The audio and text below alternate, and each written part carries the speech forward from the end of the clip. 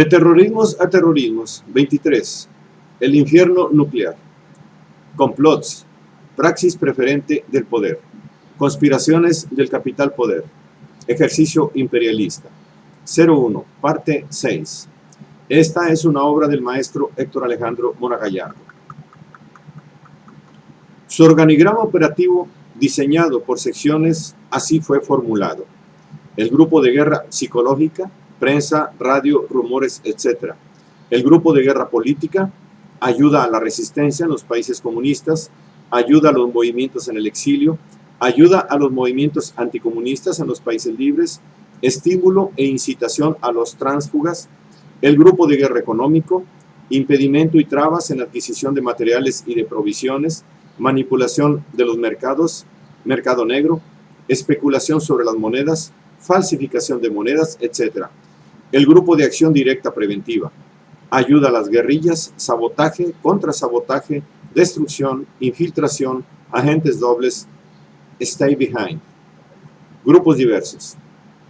Orden imperialista tan sofisticado y soberbiamente diseñado que representa la pulsión incisiva del imperio, mientras que en la contraparte prevalece una actitud pasiva, víctimas cándidas e indiferentes como incapaces de enfrentar los tentáculos del pulpo.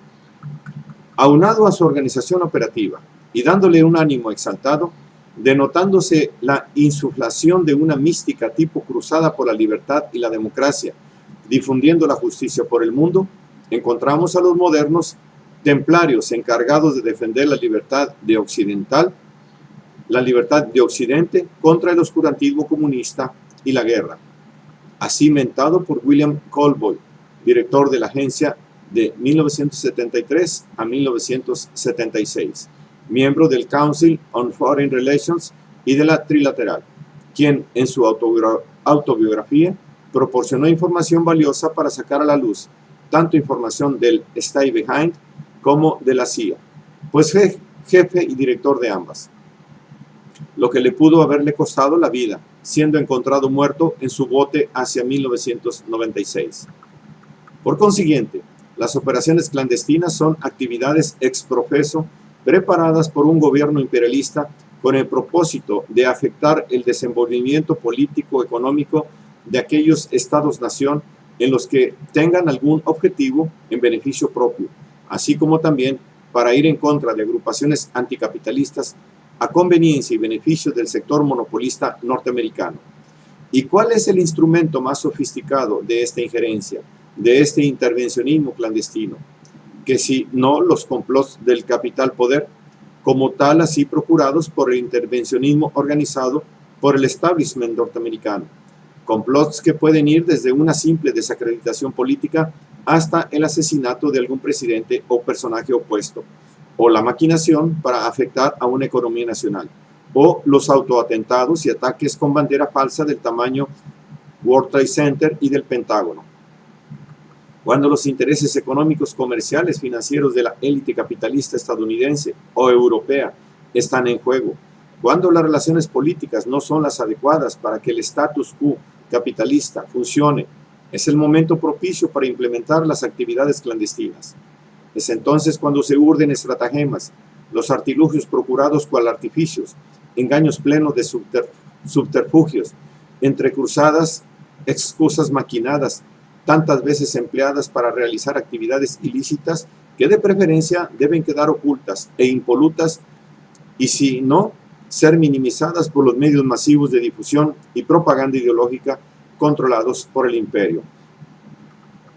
Operación Northwoods, el borrador de los atentados, secretos del plan maestro del Pentágono.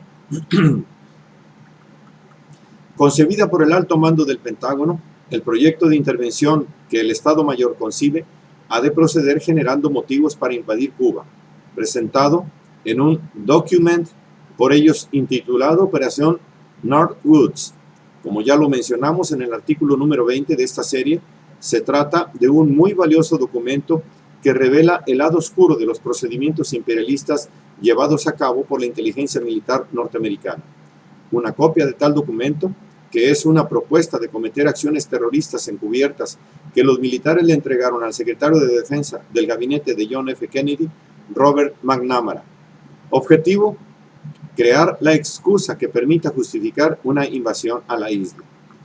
De manera descarada e inescrupulosa, la jerarquía del Pentágono planifica una serie de atentados a realizarse como operaciones encubiertas por sus elementos operativos, teniendo el propósito de engañar a la opinión pública mundial, haciéndole creer que Fidel Castro y su régimen eran un peligro para el pueblo norteamericano y por consiguiente para la paz mundial, revelándose así los procedimientos ocultos que el establishment imperialista es capaz de concebir y ejecutar en sus operaciones secretas, realizando preferentemente operaciones con bandera falsa. Operaciones encubiertas, ataques con bandera falsa ordenados por la jerarquía militar norteamericana, acciones clandestinas que revelan el grado supremo de complots que deben ser calificados de terrorismo de Estado a la más alta escuela, todo sea por obtener beneficios geopolíticos para el establishment imperialista.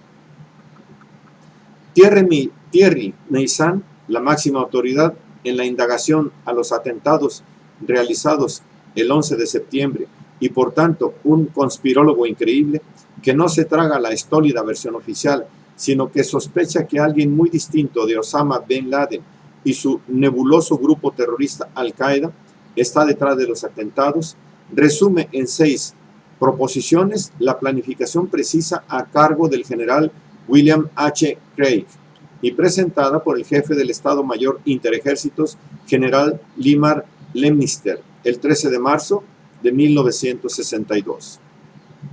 1. Realizar un ataque a la base de Guantánamo con mercenarios cubanos, obvio, de Miami, vestidos con los uniformes del Ejército Revolucionario Castrista. Aquel ataque iría acompañado de una acción coordinada al interior de la base, lo que incluiría varios sabotajes y la explosión del almacén de municiones, lo que necesariamente provocaría daños materiales y numerosas muertes entre la tropa estadounidense. Típico ataque con bandera falsa que le permite a quien lo concibe y realiza el intervenir en contra del oponente, una vez que a los ojos de la opinión pública no haría sino responder a una ofensa en su contra. Operación en la cual el empleo de falsimedia, que actúa como mera caja de resonancia, dando por cierto la versión inmediata, reproduciendo sin cuestionar el ardid, predisponiendo a la de por sí pasiva ONU a otorgar la aquiescencia tácita o expresa, la que permite proceder en contra del objetivo fijado como respuesta a una ofensa. Entonces, legítima defensa, luz verde a la agresión imperialista, artilugio consumado. En lo que es de notar que si ya en 1898 fueron capaces de destruir a un buque de la Armada, el Maine, matando a 266 miembros de su marina, desde aquel entonces el alto mando militar, en combinación con los potentados capitalistas y el gobierno conspirativo ubicado en la Casa Blanca, no se tientan el corazón, siendo capaces de sacrificar miembros de su ejército con tal de obtener la aquiescencia, en primer lugar, de las instancias políticas estadounidenses, así como del pueblo norteamericano, y en tercer lugar, del consenso político mundial, o, para ser más precisos, de las otras potencias aliadas y rivales, que les permita lograr los objetivos soterrados en aras de obtener supremacía geopolítica. En aquel caso, invadiendo a Cuba, acabando con el dominio hispano, atrayendo de manera permanente a la isla a su área de influencia. 2. Así, la segunda propuesta referida en la operación Northwoods no resulta inverosímil. No resulta inverosímil que 65 años después estuvieran dispuestos a hacer explotar otro buque de guerra en aguas territoriales cubanas, empleando una técnica que permite enviar una nave vacía por teleconducción y hundirla. Previamente, se debían atraer barcos y aviones de la defensa cubana para poderles imputar el ataque.